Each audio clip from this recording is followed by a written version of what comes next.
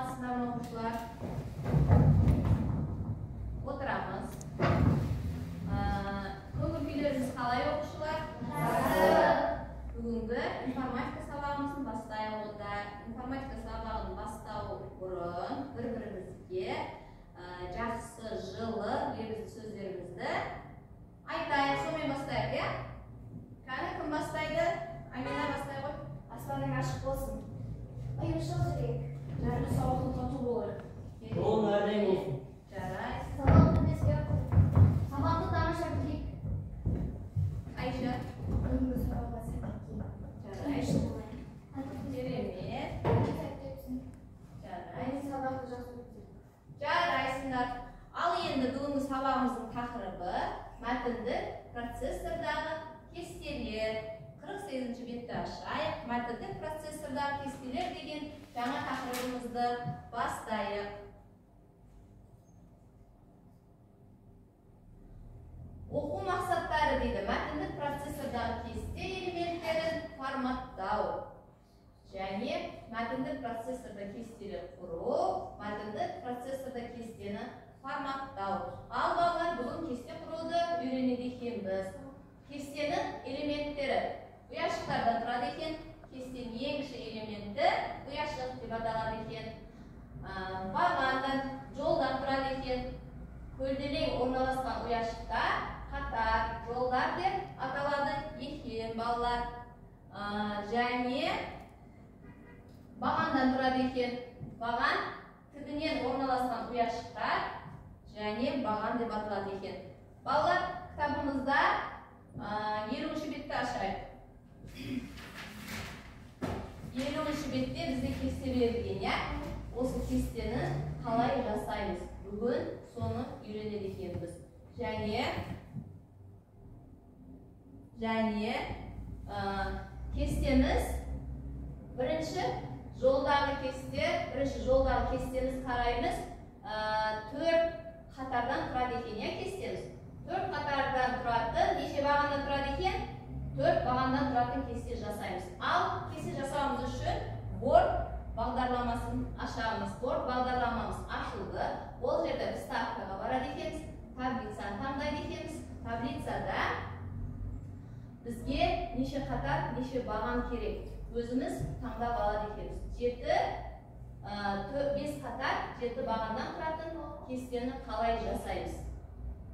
Міне, өзімізге қажетті кестені таңдаймыз да, 4 қатар, 7 бағандан тұратын кесте жасадық. Я, балалар? Енді кестені біз 3 жолмен жасайды екенбіз. Бірінші жолы, ал енді екінші жолы таблицаға кіреміз. Ставить таблица деген батырманы басамыз. Бұл жерде бізде неше қатар, неше баған керек, қажет, соны таңдаймыз. Мысалы, 5 қатар, баған 10 қатар керек. Окей батырмасын басамыз. Міне, бізде экранда не пайда болды? Кесте пайда болды.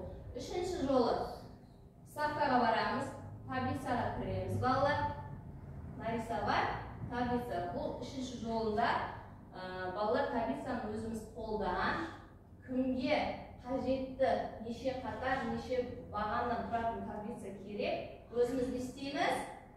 Қолмен жасаймыз. Міне, сондықтан қараймыз. Кесте құрудың неше жолы бар екен? 3 жолы бар екен, балалар. Енді кестені құрғанда, балалар, біз кестені өзімізге қажетті формада жасай алады екенбіз. Мысалы, кестенің, мына жерде қараймыз, кестенің бірінші қатардағы 3 жолын біз біріктіруіміз керек. Қалай біріктіреміз оны? Таблица жасаймыз. Таблицамыз 4 қатар, 4 бағаннан тұратын таблица. Бірінші қатардағы 4 бағанды біз не істейміз? Біріктіреміз. Қалай біріктіреміз? Міне, көрдік па? Қалай біріктіреді екенбіз. Енді қазір соны үйренеміз, балалар. Ставкаға кіреміз.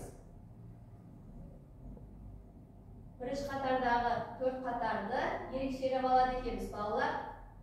Ерекшелеп көк түспен бояп, мысалы, балалар қараймыз. Мысалы, кестені қалай жасадық? Microsoft Office'ке кірдік. Word бағдарламасын аштық, вставкаға кірдік, таблицаны таңдадық. Бізге мысалы 4 қатар 7 бағаннан тұратын таблица керек екен, иә? Енді қарайық. Бірінші қатарды біз не істеуіміз керек, балалар? Ерекшелеп алуымыз керек екен.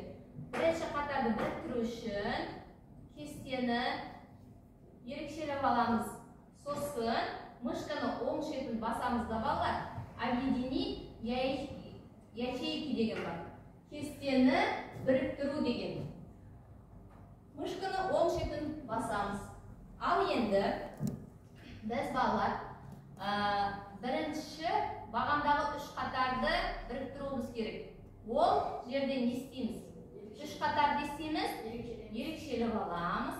Сосын мышканы сол шетін басамыз да не істейміз? Объедини ячейки деген батырманы бастады екенбіз. Ол тағы енді, балалар, 50-ші бетті ашамыз да осы Word бағдарламасында кесте жасауды практикалық түрде көрейікші, компьютерге отырайықшы. Кестес кітабымызды аламыз, компьютерге отырамыз. Балалар, енді бірінші тапсырманы орындаймыз. Практикалық түрде бірінші тапсырманы көрейік. Бірінші тапсырмада біздің бір апталық сабақ кестемізді жасауымыз керек екен. Неше қатардан, неше бағандан тұрады? Оқушылар кім айтады? Амина? 5 қатардан 6 бағандан. 6 бағандан 5 қатардан тұрады екен, иә? Тура 6 қатардан 5 бағандан тұратын сабақ кестесini жасаймыз. Қан бастайықшы.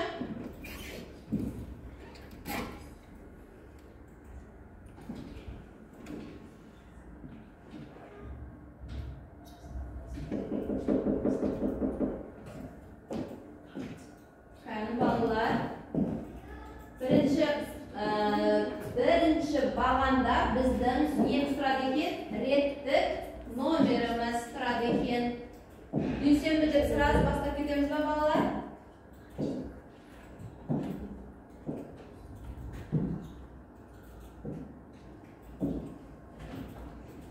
Орындаймыз. Орындай бер.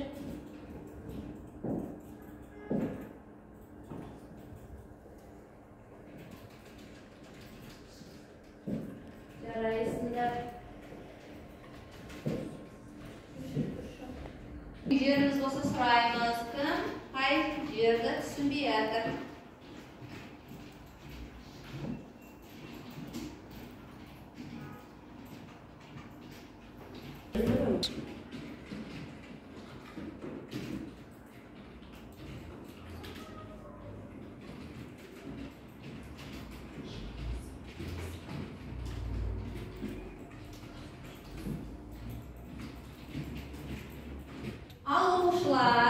Енді жұмысымызды осы жерден тоқтатамыз.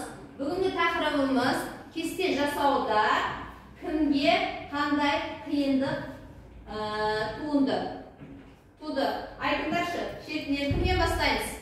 Шетінен тұрып айта бер. Мен бұл сабақта кесте жасауды үйрендім. Жақсы. Маған ешқандай қиындық туған жоқ, бәріне. Жарайсың. Мен кесте жазудың 3-ші жолын түсіндірдім.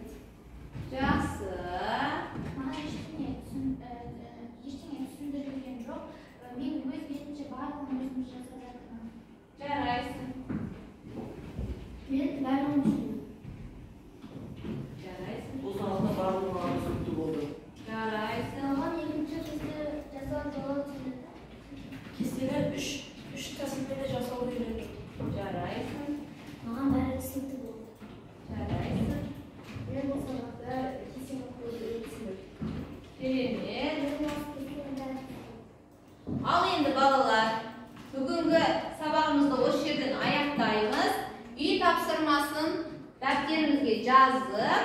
орындап